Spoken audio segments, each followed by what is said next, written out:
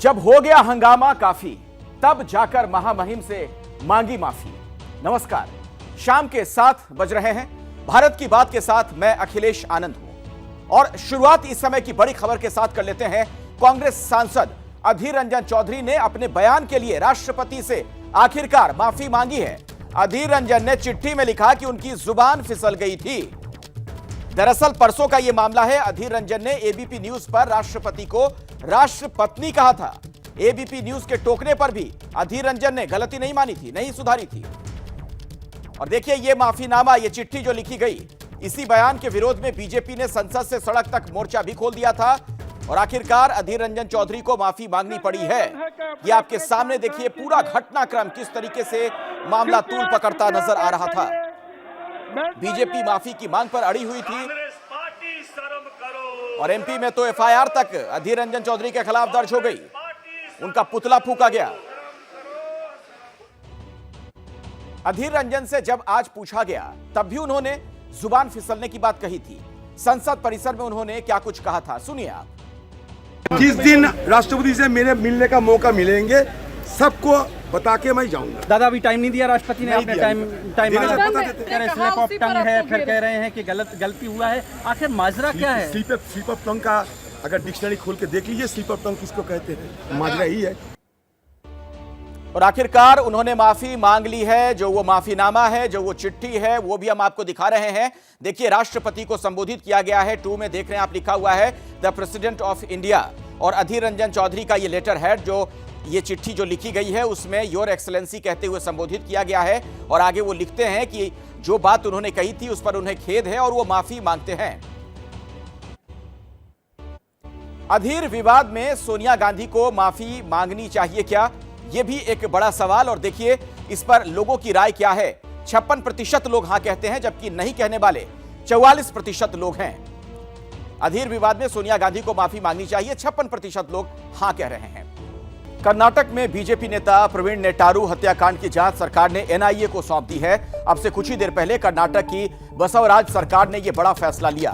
BJP नेता प्रवीण नेटारू की हत्या के बाद से प्रदेश भर में विरोध प्रदर्शन हो रहे थे, जिससे सरकार पर भारी दबाव भी था। पुलिस ने जिन 2 आरोपियों को गिरफ्तार किया, उसमें से एक आरोपी प्रवीण को जानने वाला है। आरोपी का पिता प्रवीण के यहां काम कर चुका है। आरोपी का नाम शफीक है। उदयपुर और अमरावती हत्याकांड में भी जानने वाले ही हत्या की साजिश में शामिल थे। तो पहली तस्वीर आप प्रवीण की देख रहे हैं और दूसरी तस्वीर में आपको शफीक नजर आ रहा है। तो प्रवीण हत्याकांड की जांच अब एनआईए करेगी। कर्नाटक के मैंगलुरु में बीजेपी के युवा नेता प्रवीण नेटारू की मौत की गुत्थी अभी पूरी तरह से सुलझी भी नहीं कि मैंगलुरु के सूरतकल इलाके में फैजल नाम के युवक की हत्या हो गई। नकाबपोश अपराधियों ने फैजल पर बीच सड़क धारदार हथियार से हमला किया। तस्वीरें देखिए। फैजल की हत्या से इलाके में तनाव है। इस वारदात के 2 सीसीटीवी फुटेज भी सामने आए हैं, जिसमें फैजल हमलावरों से अपनी जान बचाने के लिए भागता हुआ भी दिख रहा है। सूत्रों के मुताबिक पुलिस को यह शक है कि फैजल की हत्या बीजेपी नेता प्रवीण नेटारू की हत्या से जुड़ी हो सकती है। हालांकि इस मामले की अभी भी जांच पड़ताल जारी है। यह देखिए हमलावर भी नजर आ रहा है और फैजल भी।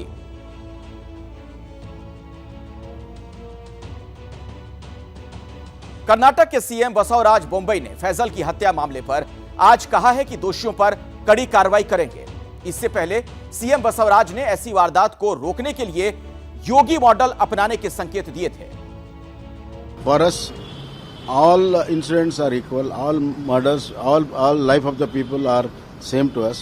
So we want to take strict actions on all the 3 cases. As and when required, whatever is necessary within the frame of law, we will do all actions. It might be UP model or Karnataka model. Assam से आज एक बड़ी खबर मिली।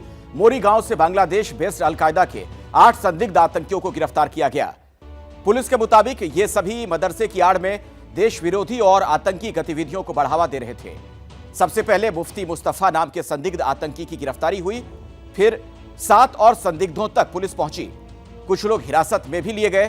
तो असम सरकार ने बड़ा कदम उठाते हुए राज्य में सभी 700 सरकारी मदरसों को बंद करा दिया है। असम पुलिस के एडीजी हिरेन नाथ ने इस पूरे खुलासे को लेकर क्या बताया, सुनिए आप। मुस्तफा जो मुफ्ती है, he had gone to Calcutta couple of times and met this fellow Amiruddin Ansari Alhaj Hujur. Howrah का जो घर है उनका, उसी घर में रुका हुआ था और वहां से उनके साथ बात हुआ एंड स्मॉल इंस्टॉलमेंट्स आते रहते थे। अल जवारी का जो एक जो आया था वीडियो कुछ साल पहले 2014, उसमें आपने देखा उन्होंने जो इन अलकायदा इन इंडियन सब कंटिनेंट, उसमें असम का नाम। राष्ट्रपति के अपमान पर संग्राम के बीच एक नए विवाद ने भी बड़ा रूप ले लिया। संसद से निलंबन के खिलाफ धरने पर बैठे सांसदों पर बीजेपी ने बड़ा आरोप लगाया। संसदीय कार्य मंत्री प्रहलाद जोशी ने कहा कि निलंबित सांसद संसद परिसर में धरने के वक्त गांधी प्रतिमा के नीचे चिकन खा रहे थे। बीजेपी के इस आरोप का आम आदमी पार्टी के सांसद संजय सिंह ने जवाब दिया है। निलंबन के खिलाफ विपक्ष के सांसदों ने संसद परिसर में 50 घंटे का धरना दिया, जो आज खत्म हुआ। इधर जो गांधी स्टैचू के सामने बैठे हुए हैं हमारे माननीय संसदगण, इनको मैं एक पूछना चाहता हूं, लोग आपके किसके लिए भेजा है? चर्चा के लिए भेजा है या चिकन खाने के लिए भेजा है? ये तो उत्तर देश को देना चाहिए। लोग चर्चा के लिए भेजा है, चिकन के लिए नहीं है। वो भी गांधी स्टैचू के सामने बैठ के चिकन खा रहे हैं, ऐसे एक रिपोर्ट आया है। इसके बारे में लोगों को उत्तर देना चाहिए। भारतीय झूठा पार्टी है, उनको दिन रात झूठ बोलना है। और मैं सिर्फ इतना कहना चाहता हूं, प्रहलाद जोशी जी, आप एक कमजोर संसदीय कार्य मंत्री हैं। वहाँ जितने सांसद बैठे थे, सबके मन में गांधी जी के प्रति सम्मान है। आज हम लोगों ने अपना जब धरना भी खत्म किया तो गांधी जी के चरणों में फूल चढ़ा के नमन करके तब अपना धरना खत्म किया। और कितने भाजपाई चिकन खाते हैं और मटन खाते हैं, कैंटीन में कैमरा लेके चले जाइए। प्रहलाद जोशी जी को बोलिए कैमरा लेके जाएं। और अब अगली खबर, अफगानिस्तान के काबुल में एक बार फिर से धमाका हुआ है। Afghanistan cricket T20 premiere league के दौरान आत्मघाती बम धमाका हुआ। यह धमाका काबुल इंटरनेशनल क्रिकेट ग्राउंड के स्टेडियम के अंदर हुआ, जिसके बाद अफरा तफरी मच गई। ये देखिए, सभी खिलाड़ी बंकर में छिप गए। हालांकि इस धमाके में किसी के हताहत होने की सूचना नहीं है।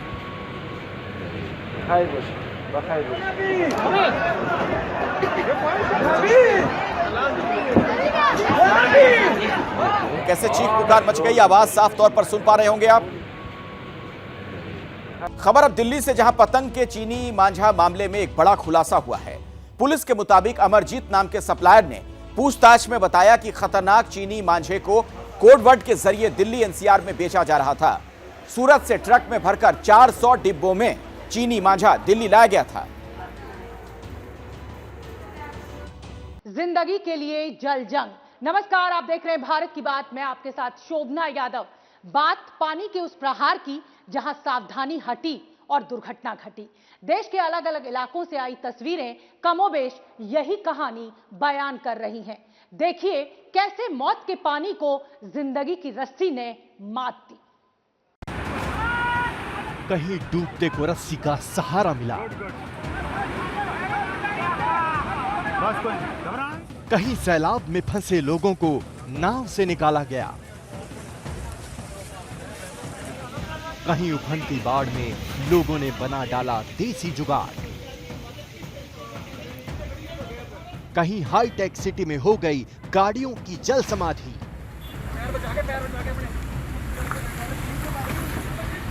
मॉनसून का ऐसा प्रहार, शहर शहर मचा हाहाकार, जिंदगी हो गई लाचार।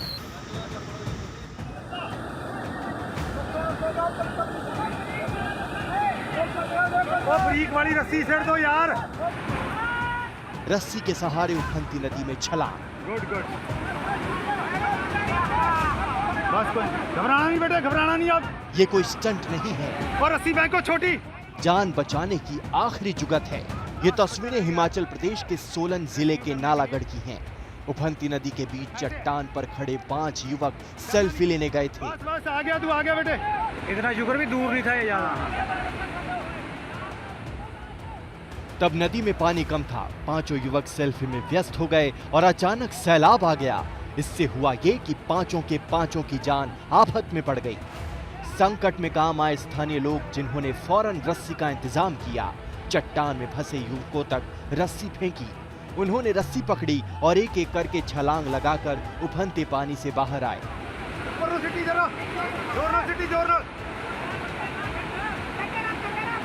लंबा लंबा बरसाती नदी में जरा सी लापरवाही कितनी भारी पड़ सकती है, इसका अंदाजा इन लड़कों को शायद अब अच्छी तरह से हो गया है।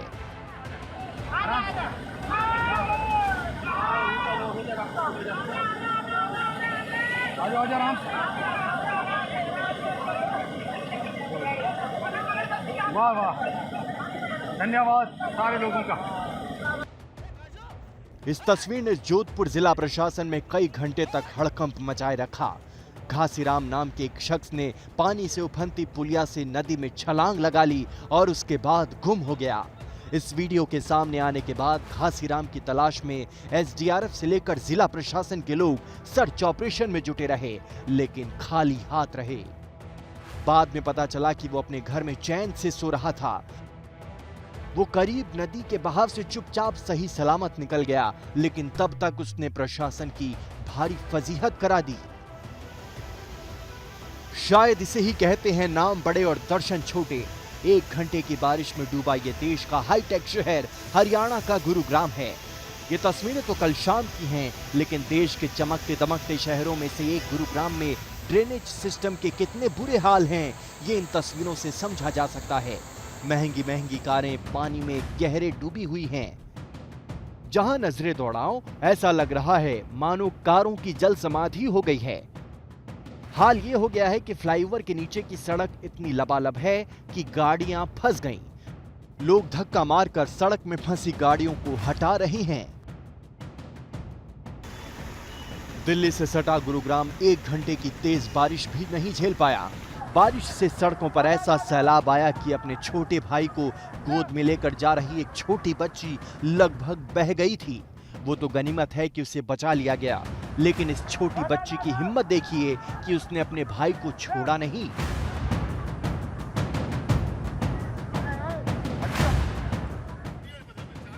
राजस्थान के जोधपुर में 4 दिन बाद भी हालात कई इलाकों में जस के तस हैं। सड़कों पर, गलियों मोहल्लों में अभी भी भारी जल जमाव है। लोग धक्का देकर अपनी गाड़ियों को बाहर निकाल रहे हैं।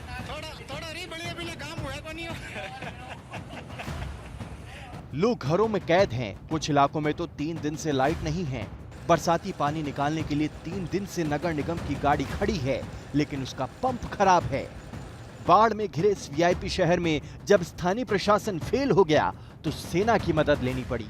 लेकिन इस पूरे काम में सबसे ज्यादा अहम योगदान अगर किसी का रहा तो ये आर्मी के तमाम जवान हैं, जो पिछले 3 से 4 दिनों से लगातार यहाँ पर बने हुए हैं। घरों से पानी निकालने से लेकर तमाम काम को इन्हीं लोगों ने अंजाम दिया है। कई घंटे तक दिन और रात एक करते हुए ये तमाम लोग इस कॉलोनी के लोगों को राहत पहुंचाने का काम कर रहे हैं, और इसमें तमाम अधिकारी, कर्मचारी, आर्मी के जवान, ये सभी लोग शामिल थे। कितना मुश्किल था ये टास्क, ये आपका पूरा प्रोजेक्ट? जब जिस टाइम हमें मैसेज मिला, हमें रात को मैसेज मिला करीब 10 बजे के आसपास, तो उसी टाइम हमने अपना सामान लोड किया और इधर आए।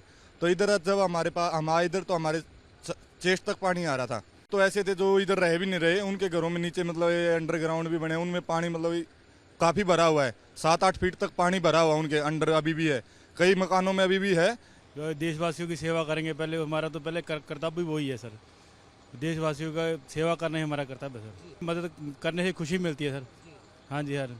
पानी अब यहाँ से निकला है, लेकिन मुश्किल ये है कि लोगों के घरों में लगातार पानी भरे रहने से सीलन की स्थिति हो गई। कुछ मकान ऐसे भी हैं जर्जर हो गए, लोगों का सामान खराब हो गया। सेना के जवान नाव लेकर मोहल्ले मोहल्ले जा रही हैं और नाव के जरिए लोगों को निकाल रहे हैं। अब आलम यह है कि जिन सड़कों पर गाड़ियां चलती थी वहां नाव चल रही है। और अब वक्त हो गया है भारत की बात में स्पेशल सेगमेंट का। पूरे 1 हफ्ते से हिंदुस्तान में कोलकाता की अभिनेत्री अर्पिता मुखर्जी का नाम चर्चा में बना हुआ है। अर्पिता, जिसके अलग अलग ठिकानों से करीब 50 करोड़ रुपए और कई किलो सोना बरामद हो चुका है। पश्चिम बंगाल के पूर्व मंत्री और उनकी करीबी अर्पिता मुखर्जी से हो रही पूछताछ में कई और संपत्तियों के ठिकाने का भी पता चला है। यानी रेड का सिलसिला अभी जारी रहेगा, लेकिन जांच पूछताछ और छापेमारी की इस पूरी कहानी के बीच आज अर्पिता मुखर्जी की एक और तस्वीर सामने आई है। वो तस्वीर जिसमें अर्पिता बुरी तरह रोती हुई दिखाई दे रही हैं, गाड़ी से नीचे नहीं उतर रही हैं। अर्पिता की ये तस्वीर उनकी अब तक की जिंदगी से बिल्कुल अलहदा है। सवाल ये है कि क्या यही अर्पिता का नया सच है? पगली पगली कभी तूने सोचा रास्ते में गए मिल क्यों?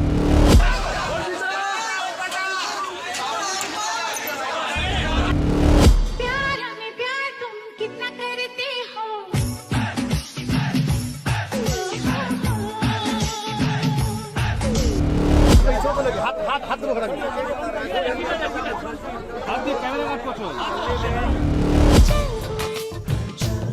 जरा शोर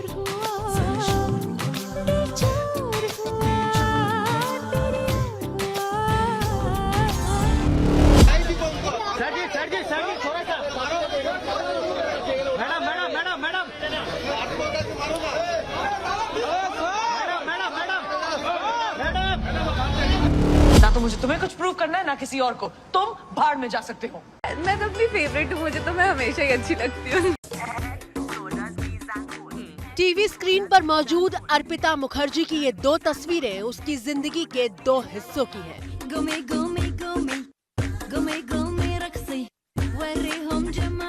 पहला हिस्सा ईडी की रेड पड़ने से पहले का है, जिसमें अर्पिता की जिंदगी में नाम, पैसा, शोहरत, ग्लैमर सब कुछ है। और दूसरी तस्वीर ईडी की रेड पड़ने के बाद की है, जिसमें सिवाय अर्पिता मुखर्जी की बदहवासी और बेबसी के अलावा कुछ भी ढूंढ पाना बेहद मुश्किल है।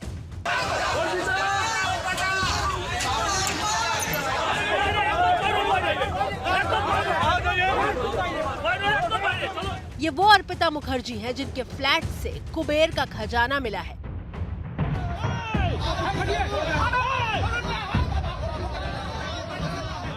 अस्पताल के सामने गाड़ी खड़ी हुई है, लेकिन रो रो कर बदहवास हो जाने वाली ये वो अर्पिता मुखर्जी हैं जिनके ठिकानों से मिली करोड़ों की दौलत देखकर पूरा हिंदुस्तान सन्न है।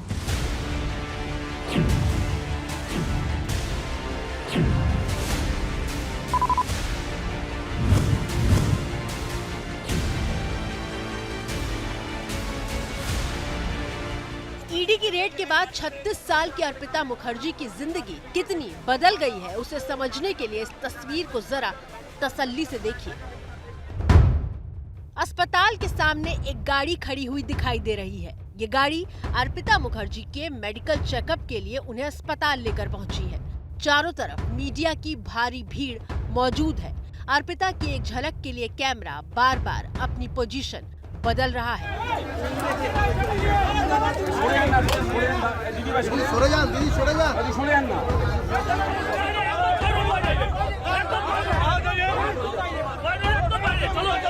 अर्पिता मुखर्जी के साथ मौजूद महिला सुरक्षा कर्मी एक एक करके गाड़ी से बाहर आ चुकी हैं, लेकिन अर्पिता बाहर नहीं आ रही। अर्पिता मुखर्जी गाड़ी के अंदर बैठे बैठे फूट फूट कर रो रही है।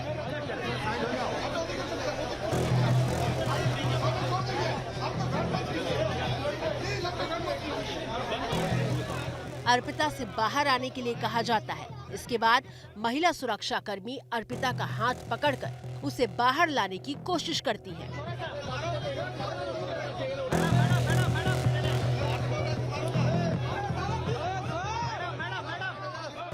इस कोशिश में अर्पिता गाड़ी से बाहर तो आती हैं, लेकिन जमीन पर गिर जाती है।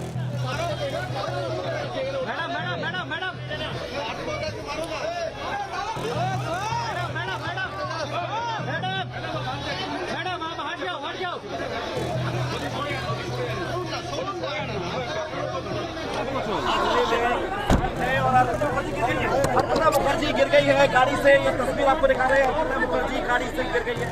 अब गिनती करिए, 1, 2, 3, 4। 4 महिला पुलिसकर्मी मिलकर अर्पिता को उठाने की कोशिश कर रही हैं। और अब उनको उठाने का प्रयास किया जा रहा है। अंदर मेडिकल कराया जाएगा, लेकिन अब देखिए। लेकिन अर्पिता ने जैसे अपने शरीर का पूरा वजन छोड़ रखा है, वो एक कदम भी आगे नहीं जाना चाहती।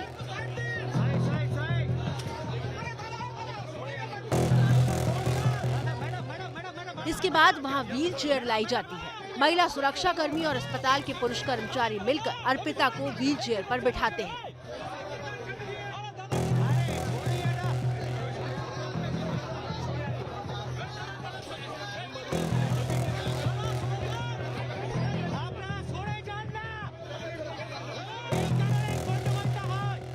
व्हील चेयर को अस्पताल के भीतर ले जाया जाता है।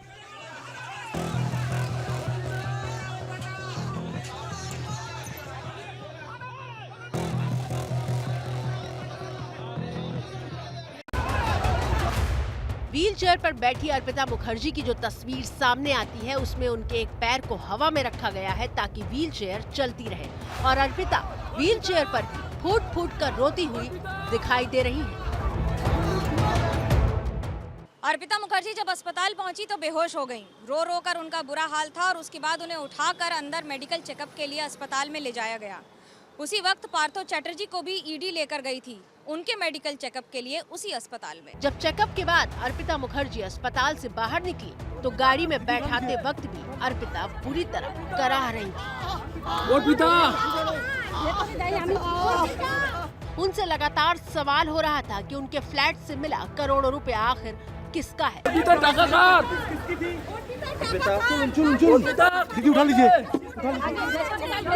लेकिन अर्पिता मुखर्जी कराहते हुए सिर्फ चंद शब्दों को दोहरा रही थी। उठा लीजिए।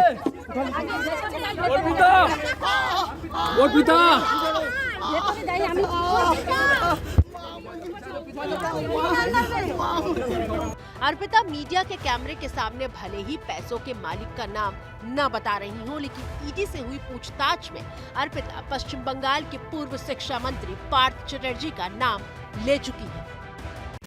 ईडी ने अर्पिता से सवाल किया था, पैसे का भंडार किसका है? सारा पैसा पार्थ चैटर्जी का है।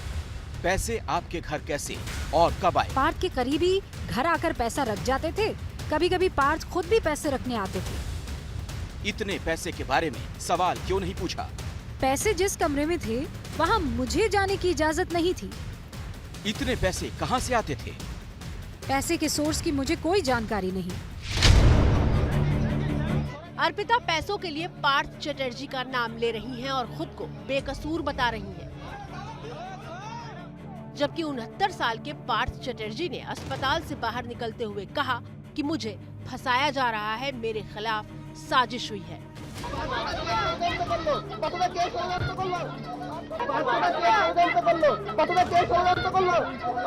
तृणमूल कांग्रेस ने पार्थो चैटर्जी को उनके सारे पद से हटा दिया है और मंत्री पद से भी उनको निवृत्त कर दिया है। अब आप इस बात से अंदाजा लगा सकते हैं कि सारे पदों से हटा देने के बाद अब पार्थो चैटर्जी का कहना है कि उन्हें फंसाया गया है और एक षड्यंत्र के तहत, एक साजिश के तहत इन सारी बातों को अंजाम दिया जा रहा है। हालांकि इस बात पर अभी तक कोई स्पष्टता नहीं है कि आखिरकार ये करोड़ों रुपए किसके थे और कहां रखे गए थे।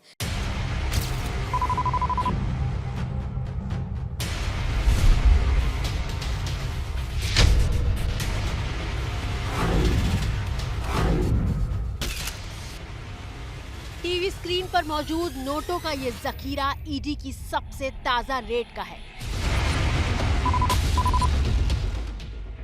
एक साथ एक बंद कमरे में करोड़ों की दौलत देखकर एक आम हिंदुस्तानी हक्का बक्का रह जाता है। नोटों के गुलाबी और हरे रंग के पहाड़ में शामिल 500 और 2000 के जो नोट मौजूद हैं, उनकी गिनती करने पर पता चला कि ये पूरे 27 करोड़ 90 लाख रुपए हैं। इतने नोटों की गिनती के लिए नोट गिनने वाली 4 मशीनें मंगाई गई थी और पूरे 18 घंटे बाद इन्हें 7 संदूकों में पैक करके ईडी ट्रक में लाद कर अपने साथ ले गई।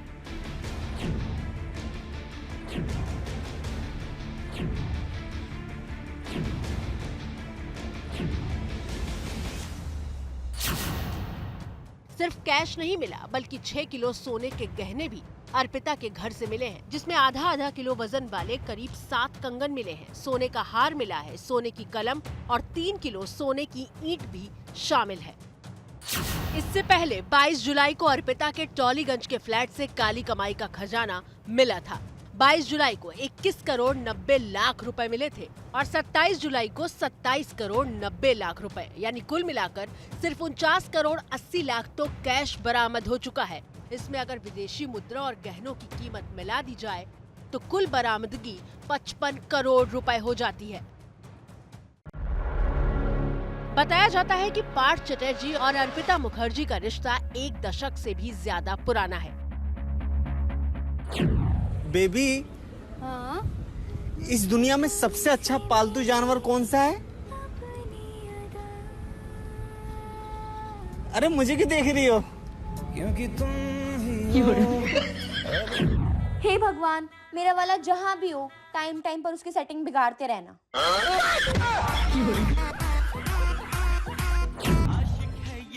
ईडी की रेड से पहले अर्पिता को लोग अभिनेत्री और मॉडल के तौर पर जानते थे।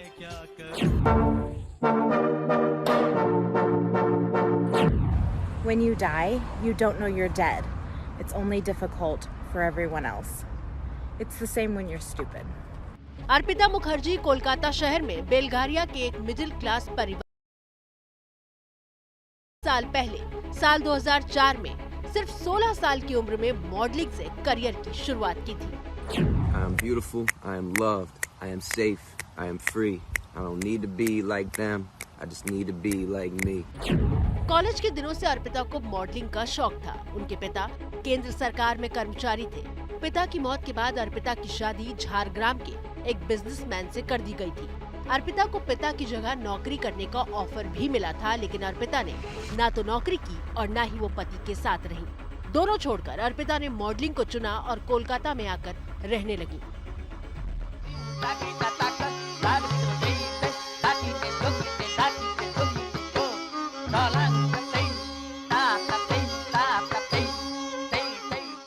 अर्पिता मुखर्जी शुरुआती दिनों में ही एक लोकल क्लब में मॉडलिंग किया करती थी। जिस क्लब में वो मॉडल थी उसी के पास पार्थ चटर्जी का घर था और वहीं से अर्पिता और पार्थ चटर्जी की जान पहचान हुई।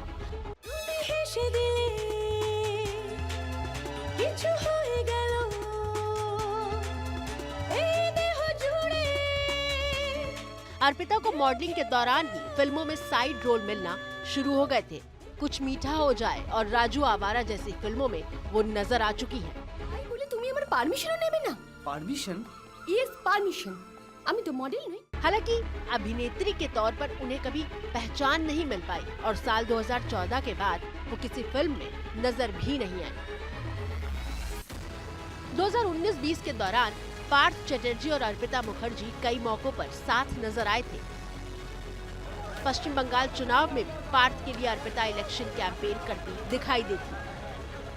असली बात यह है कि दोनों भले ही सार्वजनिक रूप से 2 साल पहले ही दिखना शुरू हुए थे, लेकिन दोनों के बीच नजदीकियां 10 साल पहले ही शुरू हो चुकी थी।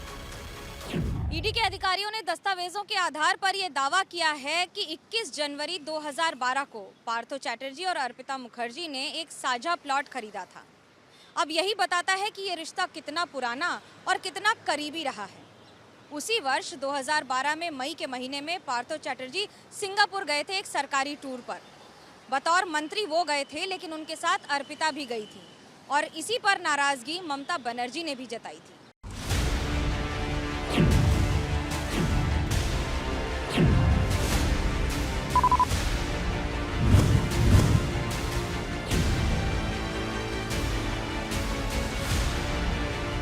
इतना ही नहीं, पार्थ के घर से ईडी ने अर्पिता के नाम से 7 संपत्तियों के दस्तावेज बरामद किए थे। ऐसी चर्चा है कि पार्थ चैटर्जी और अर्पिता की संयुक्त संपत्तियां हैं और पार्थ अर्पिता के नाम पर ही प्रॉपर्टी खरीदते थे।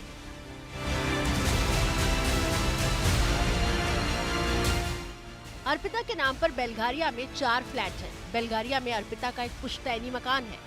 टॉलीगंज डायमंड सिटी में फ्लैट है। चिनार पार्क की रॉयल रेजिडेंसी में एक फ्लैट है। शांति निकेतन में एक गेस्ट हाउस है। दक्षिण 24 परगना के महूरदहा में कुछ संपत्तियां हैं। कस्बा इलाके में भी प्रॉपर्टी है। राजडांगा में 4 मंजिला बिल्डिंग है जिसमें बैंक्वेट हॉल और स्टूडियो है। इस बीच पश्चिम बंगाल के नेता विपक्ष शुभेंदु अधिकारी ने एक बड़ा आरोप लगा दिया है। बीजेपी नेता और एक वक्त में ममता के करीबी रहे शुभेंदु अधिकारी ने कहा कि पार्थ चटर्जी का सिंडिकेट ममता जी के निर्देशों पर चल रहा था। सिर्फ जनता की धारणा के कारण उनका ध्यान भटकाने के लिए तृणमूल कांग्रेस ने पार्थ चटर्जी को उनके पदों से हटाया है। बीजेपी ने सीधे तौर पर कैश कनेक्शन से सीएम ममता बनर्जी को जोड़ दिया है। ये तो सब लोग का मालूम है, पार्थ चटर्जी का जो सिंडिकेट रैकेट ये ममता जी का इंस्ट्रक्शन में चल रही थी। स्वाभाविक रूप में ये इतना रुपया 75,000 रिक्रूटमेंट का 100 करोड़ ऑफ रुपया, ये रुपया पार्थ चटर्जी ममता जी का डायरेक्शन में कलेक्शन किया। ये टीएमसी का अपनी जो एजेंडा है करप्शन एजेंडा, उसका माफी ये काम हो रहा है। नहीं ये तो आईवास है ना, ये पूरा जनरल परसेप्शन जो हुआ है और 2 दिन रेड में इतना रुपया आया है 50 करोड़ से ज्यादा, इतना ऑयल, इतना ऑर्नामेंट, इसका बाद पब्लिक परसेप्शन और मीडिया में जो हल्ला बोल चल रहा है, इसके ऊपर से पब्लिक का ध्यान को दूसरा तरफ डाइवर्ट करने के लिए ये टीएमसी का चाल है। इसमें कोई अपने पार्टी का एजेंडा नहीं है। पार्टी फूड कंपनी है, परिवारवाद का ऊपर चलता है, तुष्टीकरण इसका एजेंडा है और करप्शन इसका मेन एजेंडा है। तो ममता जी के निर्देश पर यह कलेक्शन हुआ, यह गंभीर आरोप लगा दिया है सीधे तौर पर शुभेंदु अधिकारी ने। हमारे साथ मनोज्ञा लोईवाल हमारी सहयोगी इस बीच जुड़ चुकी हैं। तो मनोज्ञा, कुल मिलाकर सीधे तौर पर ममता बनर्जी निशाने पर हैं। जी बिल्कुल, और सीधे निशाने पर ये आरोप लगाते हुए कि अभी तक मुख्यमंत्री पद पर रहते हुए ममता बनर्जी ने जो भी फैसले लिए हैं, जैसे पार्थ चटर्जी को हटाने का हो पार्टी से या फिर मंत्री पद से, ये सब इसीलिए ध्यान भटकाने के लिए किया गया है। ये आरोप लगा रहे हैं शुभेंदु अधिकारी, और शुभेंदु अधिकारी विपक्ष के इस समय सबसे कद्दावर नेता होते हुए, सीधा आरोप, वो भी एक पूर्व तृणमूल कांग्रेस नेता होते हुए, ये कह रहे हैं कि न सिर्फ अभी तक जितनी भी अपॉइंटमेंट्स हुए हैं स्कूल कमीशन के तहत उनमें ये धांधली है, बल्कि हो सकता है कि तस्वीर उससे भी बड़ी है। चलिए, बहुत बहुत शुक्रिया मनोज्ञा इस जानकारी के लिए। विश्व हिंदू परिषद ने दिल्ली में कल होने वाले पीएफआई के कार्यक्रम के विरोध में पुलिस कमिश्नर को चिट्ठी लिखी है। चिट्ठी में पीएफआई के कार्यक्रम को फौरन रोकने की मांग की गई। दिल्ली में कल झंडेवालान इलाके में अंबेडकर भवन में पीएफआई का कार्यक्रम होना है, जिसके लिए पीएफआई ने पोस्टर भी जारी कर दिए हैं। पीएफआई का कार्यक्रम फौरन रोका जाए, यह विश्व हिंदू परिषद का कहना है। दिल्ली पुलिस के मुखिया को इसके बारे में जानकारी भी दी गई है।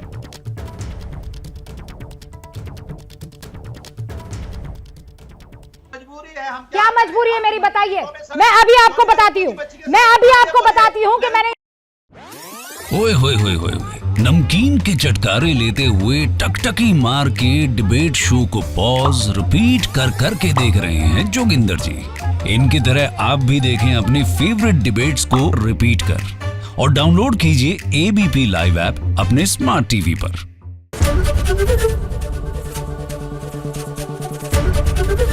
एबीपी न्यूज आपको रखे आगे।